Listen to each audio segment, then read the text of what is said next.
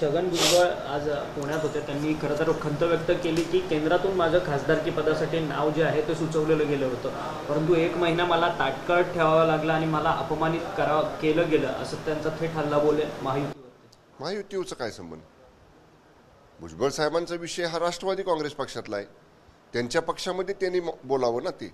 त्यामुळं याला हे बघा, मी पहिल्यांदा सांगितलं, महायुतीमध्ये राष्ट्रवादी काँग्रेस पक्षाचा निर्णय राष्ट्रवादी काँग्रेस पक्षाचे माननीय नेते अजितदादा घेतात, शिवसेनेचा निर्णय आमचे मुख्य नेते माननीय एकनाथजी शिंदेसाहेब घेतात आणि भारतीय जनता पक्षाचा निर्णय महाराष्ट्रामध्ये माननीय देवेंद्रजी फडणवीस साहेब घेतात. त्यामुळं 3 पक्षांच्या अंतर्गत बाबीतला हा विषय. आमच्या पक्षातलं काय असेल तर शिंदेसाहेब अंतिम निर्णय घेतील, भुजबळ साहेब म्हणतात तसं त्यांच्या पक्षातलं काय असेल तर मान्य दादा घेतील. त्यामुळे महायुतीला त्याच्यासाठी जबाबदारी धरणं मला तरी योग्य वाटत नाही. चला, ओके. अजित पवार यांच्या शिखर बँकेच्या क्लोजर रिपोर्ट होता, त्याला विरोध कुठेतरी करण्यात आलेला आहे अण्णा हजारे यांच्याकडनं. त्याच्या संदर्भात 29 जूनला विरोध याचिका टाकणार आहेत अण्णा हजारे. अजित पवार जेव्हा याचिका येईल तेव्हा सरकार त्याला उत्तर देईल.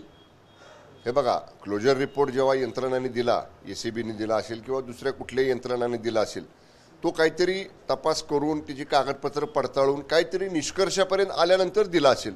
समजा त्याच्यावरती कुणाचं समाधान झालं नाही मान्य अण्णा हजारे साहेबांचं, आणि ते तुम्ही म्हणताय तसं जर काही चॅलेंज करणार असतील किंवा ते त्याला हे घेणार असतील, कोर्टामध्ये दाद मागणार असतील, तर सरकारची भूमिका, सरकारकडे जी कागदपत्र आहेत, सरकारकडे जी अहवाल आहेत, त्याप्रमाणे सरकार आपली सरकारची भूमिका न्यायालयासमोर मांडेल.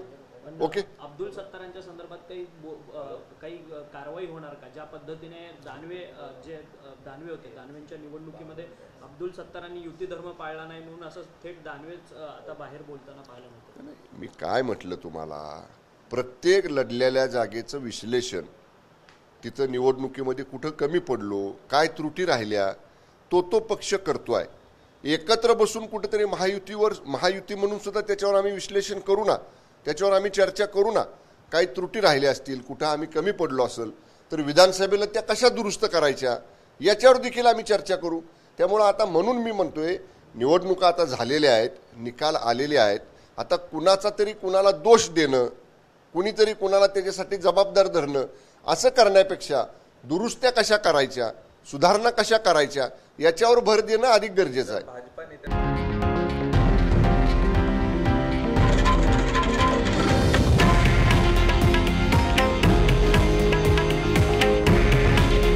हे आहे देशातील नंबर 1 न्यूज नेटवर्क आणि आपण पाहत आहात TV9 मराठी.